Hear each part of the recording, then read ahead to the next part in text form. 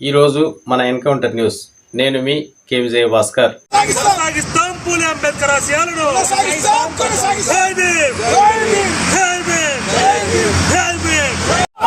Doctor BR Ambedkar, doctor BR Ambedkar కొనసాగిస్తాం. పూలే అంబేద్కర్ ఆశయాలను కొనసాగిస్తాం. పూలే అంబేద్కర్ ఆశయాలను కొనసాగిస్తాం. పూలే అంబేద్కర్ ఆశయాలను ఈ రోజున డాక్టర్ బిఆర్ అంబేద్కర్ రచించినటువంటి రాజ్యాంగ దినోత్సవం సందర్భంగా హైదరాబాద్ నందు అంబేద్కర్ విగ్రహం ముందున ఈరోజు రాజ్యాంగాన్ని రచించిన డాక్టర్ బిఆర్ అంబేద్కర్ విగ్రహం ముందున రాజ్యాంగ దినోత్సవం జరుపుకోవడం నిజంగా ఆనందదాయకం. నేటికి కూడా కేంద్ర రాష్ట్ర ప్రభుత్వాలు ఈ యొక్క అంబేద్కర్ కలలు కన్నా రాజ్యాంగాన్ని అమలు చేయడంలో నిర్లక్ష్యం వహిస్తున్నాయి.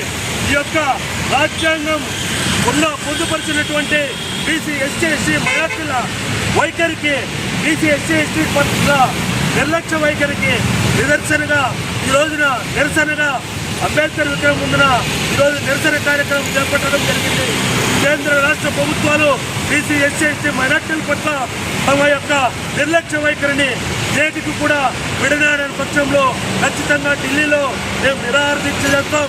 ఖచ్చితంగా బీసీ ఎస్సీ ఎస్టీ మైనార్టీల పట్ల కేంద్ర రాష్ట్ర ప్రభుత్వాలు మహిళల రక్షణనైతేనేమి, విద్యార్థుల భవిష్యత్తునైతేనేమి, పసిబిడ్డల ఆత్మహత్యలను అరికట్టాల్సిన రాజ్యాంగంలో పొందుపరిచినటువంటి ప్రతి ఒక్క అంశాన్ని కూడా కేంద్ర రాష్ట్ర ప్రభుత్వాలు తమ యొక్క నిర్లక్ష్య వైఖరిని ప్రదర్శిస్తున్నాయి. కాబట్టి బీసీ ఎస్సీ ఎస్టీ మైనార్టీలందరూ కూడా ఐక్యంగా తమ యొక్క పోరాటం ద్వారా రాజ్యాంగంలో పొందుపరిచినటువంటి అంశాలను అమలుకు ఖచ్చితంగా బీసీ ఎస్సీ ఎస్టీ మైనార్టీలందరూ కూడా ఐక్యంగా పోరాడాల్సిన అవసరం ఎంతైనా ఉందని చెప్పి ఈ సందర్భంగా తెలియజేస్తూ ఈ యొక్క అంబేద్కర్ ఆలోచన విధానాన్ని ఖచ్చితంగా అమలు చేసి తీరాలని కేంద్ర రాష్ట్ర ప్రభుత్వాలని డిమాండ్ చేస్తున్నారు.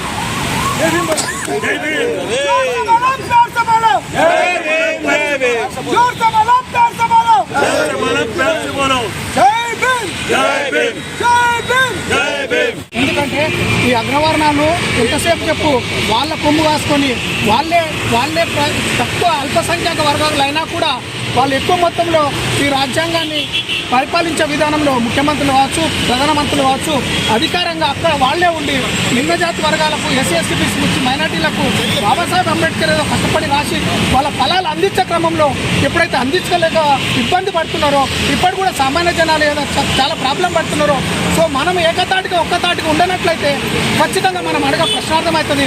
మనం వాళ్ళకి చెప్పే సమాధానం ఒక్కటే, అది 5 సంవత్సరాలకు వచ్చే ఓటు ద్వారానే మనము ప్రజల కొరకే ఎన్నుకోబడిన ప్రజాస్వామ్య ప్రభుత్వం, డెమోక్రసీ ప్రభుత్వంలో మనము మన వర్గాలను ఎన్నుకున్నట్టయితే పాలక వర్గం అధికారం మన చేతిలో ఉంటే మన ప్రజలకు అనుకూలంగా చేయాల్సి ఉంటుంది. ఏది ఏమైనా నిరక్షరాస్యుడైనా అక్షరాస్యుడైనా ఓటు ద్వారానే సమాధానం చెప్పాలని ముఖ్యంగా ఈ అందరూ కలిసి ఈ కార్యక్రమానికి కూర్చొని ఉండి నిలబడి సమయం ఇచ్చి వచ్చిన అందరికీ థ్యాంక్ యూ తెలియపరుస్తూ జన్మం తెలుసుకుంటున్నాను.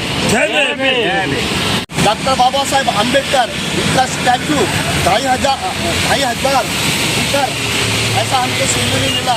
इसलिए हमारे यहाँ पे गोंदिया बार डिस्ट्रिक्ट के सेक्रेटरी भूपेंद्र कटरे, हमारे जमींदार साहब देवेंद्र सिंह नागपुरे, रोकड़े साहब, हमारे ज्वाला प्रसाद नागपुरे जी, तिवारी साहब और हमारे तिवारी साहब, चेतन वेगड़, ये हम सब लोग यहाँ से डॉक्टर बाबा साहब अम्बेडकर के को अनुवादन और जो उन्होंने काम किए हैं उनको थैंक यू बोलने के लिए हम यहाँ तक के आए हैं।